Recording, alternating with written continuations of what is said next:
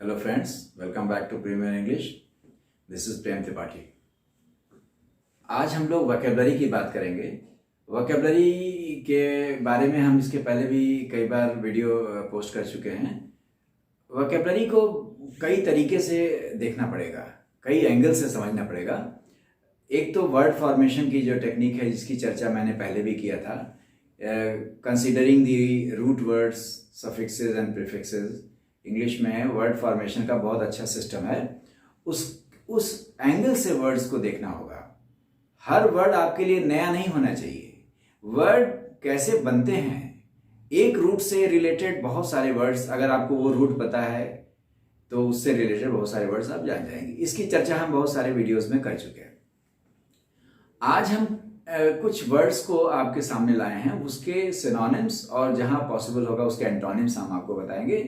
ये बिल्कुल सीजर के एग्जामिनेशन के से रिलेटेड वर्ड्स हैं, उसमें आए हुए वर्ड्स हैं। तो इसको देखिए, इसको इस तरीके से हम लोग देखेंगे। आज के जो वर्ड्स हैं वो हमने लिखा है। The first word is abandon.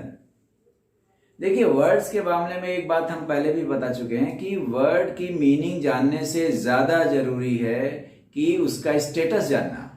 Status का मतलब क्या होता है? What do I mean by status? जब मैं कहता हूं स्टेटस जानना जरूरी है, उसका पार्ट ऑफ स्पीच, वो क्या रोल प्ले करता है सेंटेंस में। क्योंकि अगर वर्ड नाउन है, ये डिफरेंट रीजन्स के लिए ये इंपॉर्टेंट है। This is important for various reasons. आप किसी वर्ड को तभी सही ढंग से यूज कर पाएंगे जब आप उसका स्टेटस जानेंगे। नहीं तो आप कितनी देर तक आप याद कर सकते हैं? याद करके नहीं होगा, आप उसका रोल जानिए। सेंटेंस में वो कहाँ फिट होगा। वो एडजेक्टिव है तो दूसरे ढंग से यूज होगा, नाउन दूसरे ढंग से इस्तेमाल होता है, उसकी प्लेस अलग होती है सेंटेंस में। और अगर हम एग्जामिनेशन पॉइंट ऑफ व्यू से बात करें, वोकैबुलरी के एंगल से, तो जो वर्ड एग्जाम में, मान लीजिए कोई वर्ड आया, तो वो वर्ड जो दिया हुआ है उसकी मीनिंग, अगर if the given word is adjective, तो उसकी जो सिनोनिम होगा, उसकी जो मीनिंग होगी, that has to be adjective. उसको भी एडजेक्टिव होना चाहिए। तो कई बार सिमिलर मीनिंग एग्जामिनर दे देगा फर्स्ट ऑप्शन में, and you will be trapped. आप उसको टिक करके चले जाएंगे और आंसर विल बी रॉन्ग। तो स्टेटस जानना बहुत जरूरी है। तो मैं ब्रैकेट में स्टेटस लिख दिया हूं। Abandon is a verb. Abandon verb है, क्रिया है। देखिए, ये सब इसके। अच्छा, एक और बात है, इंग्लिश के वर्ड्स बड़े फ्लेक्सिबल होते हैं। कुछ वर्ड्स ऐसे होते हैं, they give different shades of meaning. अब जैसे अबंडन है, ये to shades of meanings it gives. Abandon का लिटरल मीनिंग होता है छोड़ देना, त्यागना, किसी चीज पे छोड़ देना, गिव अप। जैसे अबंडन चाइल्ड, किसी ने अपनी फैमिली को छोड़ दिया, तो ही हैज अबंडन्ड हिज फैमिली। छोड़ देना, किसी कारण से उसमें इंटरेस्ट खत्म कर देना। तो इसके लिए देखिए, इसके सिनोनिम्स हैं। फॉरसेक, फॉरसेक का भी वही मीनिंग होता है, त्याग देना, छोड़ देना। Desert, desert, DESERT, desert. Give up, give up is a phrase. Give up मतलब भी होता है छोड़ना, छोड़ देना। ड्रॉप, अब देखिए थोड़ा सा ये अलग है, थोड़ा डिफरेंट शेड है इसमें। ड्रॉप, किसी प्लान को, किसी आइडिया को आप अगर छोड़ देते हैं तो कहते हैं कि I have drop the idea, मैंने इस आइडिया को छोड़ दिया, मतलब उसको छोड़ दिया, अब उस पर मैं विचार नहीं कर रहा हूं। तो एक तरीके से क्या किया, उसको अबंडन किया। इसीलिए उस सेंस में हमने ड्रॉप भी इसका सिनोनिम लिखा है।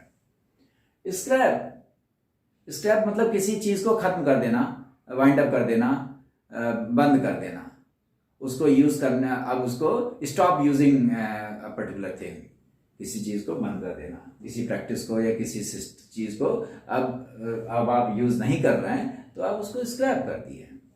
अगेन थोड़ा सा डिफरेंट शेड ऑफ मीनिंग है, but it can be taken as the synonym. इसका एक डिस्टेंट सिनोनिम इसको माना जा सकता है। एब्डिकेट, एब्डिकेट का मतलब होता है किसी के फेवर में, किसी अपनी टाइटल को, अपने क्लेम को, अपने अधिकार को छोड़ देना। एब्डिकेट, त्याग देना। ही एब्डिकेटेड द थ्रोन, उसने राजपद को, सिंहासन को छोड़ दिया, किसी और के लिए छोड़ दिया, तो एब्डिकेट कर दिया, त्याग दिया। इवैक्यूएट, इवैक्यूएट का वैसे तो लिटरल मीनिंग होता है खाली करना, लेकिन जब आप, अगेन थोड़ा सा ये डिफरेंट शेड ऑफ मीनिंग है, लेकिन एक ब्रॉडर सेंस में इसका सिनोनिम के तौर पे हम इसको ले सकते हैं। That's why I have included it in the list of synonyms of the given word. Evacuate मतलब होता है किसी जगह को खाली कर देना, जैसे कहीं पे कोई आपदा आ गई तो उस प्लेस को हमने लोगों को वहां से हटा लिया, तो I have evacuated the place, यानी कि उसको खाली कर दिया, उसको प्लेस को एबंडन कर दिया, छोड़ दिया, त्याग दिया। जब जहाज डूबने लगता है तो लोग शिप को एबंडन कर देते हैं, छोड़ देते हैं, तो they have abandon the ship, abandon the village. कोई एपिडेमिक पहले होता था, एपिडेमिक में पूरे गांव को छोड़ दिया जाता था, अगर गांव में एपिडेमिक फैला है तो लोग छोड़ के भाग जाते थे, तो एक तरीके से वो डिजर्ट कर देते थे गांव को, इवैक्यूएट कर देते थे, एबंडन कर देते थे। रेलिंक्विश का मतलब होता है to give up one's title, अपने अधिकार को, अपने क्लेम को छोड़ देना, वो रेलिंक्विश होता है। सरेंडर, त्याग देना, समर्पण कर देना, किसी क्लेम को, किसी राइट को, किसी अधिकार को, आपका कोई लीगल राइट है उसको आपने छोड़ दिया तो आपने सरेंडर कर दिया। यील्ड भी उसी सेंस में है, यील्ड। रिनाउंस, ये सब देखिए सारे वर्ड्स कितने अच्छे अच्छे वर्ड्स हैं, इसको समझिए। Renounce, resign, they are all synonyms. Cede, again give up, cede मतलब छोड़ना, डिजर्ट। तो ये सब एबंडन के सिनोनिम्स हैं, कुछ डायरेक्ट सिनोनिम्स हैं और कुछ थोड़ा सा डिफरेंट है, एक नेक्स्ट सीरीज ऑफ मीनिंग जिसको कह सकते हैं उस सेंस में, बट एक तरीके से ब्रॉड सेंस में ये सब के सब इसको सिनोनिम के रूप में, एबंडन के सिनोनिम के रूप में इसको लिया जा सकता है। Next word is absurd.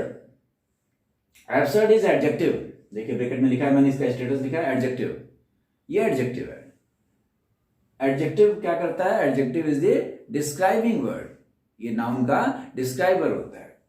अब एब्सर्ड का मतलब होता है बेतुका, कर लीजिए, ठीक है, विचित्र मतलब बेतुका, बेवकूफी भरा हुआ, क्रेजी हालांकि ये थोड़ा सा कोलोकियल वर्ड है, थोड़ा इनफॉर्मल वर्ड है। क्रेजी मतलब होता है फुलिश, वही foolish. Idiotic, absurd, idiotic. Illogical मतलब जिसका कोई लॉजिक ही ना हो, तर्कहीन, इलॉजिकल। हास्यास्पद कह सकते हैं, फनी। रिडिकुलस, देखिए रिडिकुलस का मतलब भी होता है फनी, जो हास्यास्पद हो, इलॉजिकल हो, जो समझ से परे हो, बेतुका हो, वो सब वो इलॉजिकल, वो इडियोटिक हुआ, इलॉजिकल हुआ। इर्रेशनल अगेन, इर्रेशनल मतलब जिसमें रेशनलिटी का अभाव हो, रेशनलिटी ना हो, तार्किक ना हो। Rationality means same as logic, तो इर्रेशनल मीन्स इलॉजिकल और तार्किक, जो गले से ना उतरे नीचे, जो समझ से परे हो, बेतुका हो, फुलिश हो, इडियोटिक हो, ये सब चीजें एब्सर्ड होती है।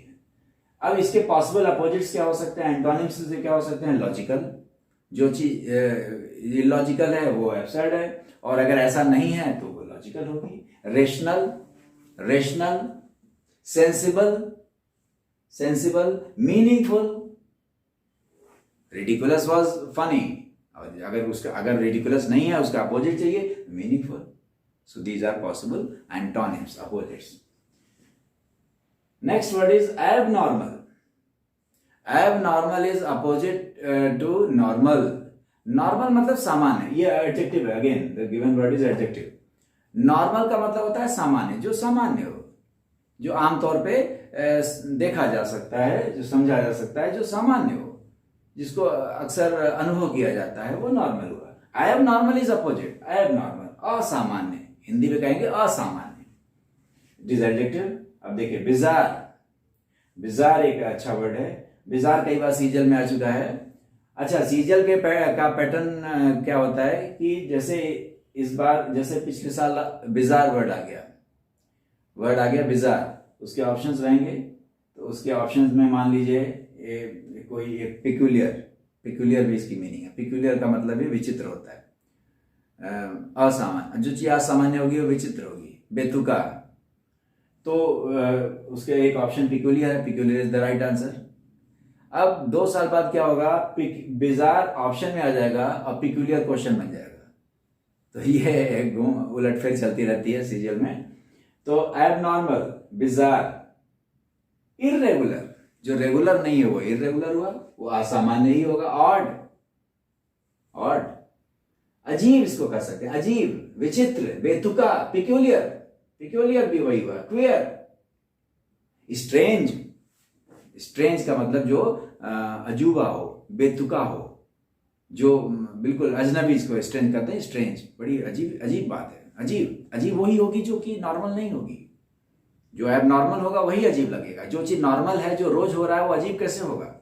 तो विचित्र, अजीब वही होगा जो स्ट्रेंज होगा, जो एब नॉर्मल होगा। अनयूजुअल, असामान्य, नॉर्मल इज यूजुअल, यूजुअल मतलब जो आमतौर पे देखा जाता है, समझा जाता है, जो हम लोग अपने अनुभव करते हैं सामान्य तौर पे, वो नॉर्मल होता है, वो यूजुअल होता है। जो इससे परे है, जो इससे हट करके है, वो अनयूजुअल हुआ, एब नॉर्मल हुआ।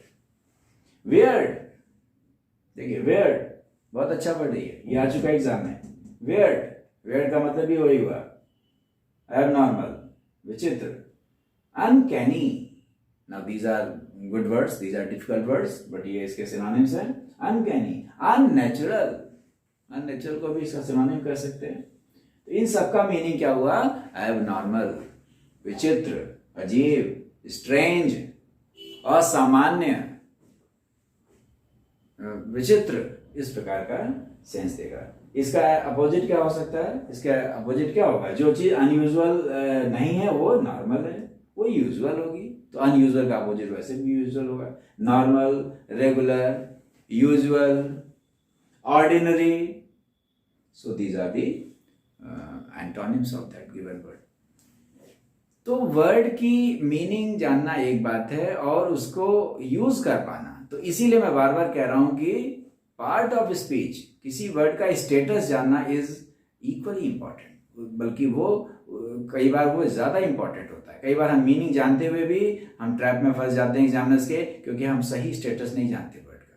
तो स्टेटस जानना माने सही पार्ट ऑफ स्पीच जानना।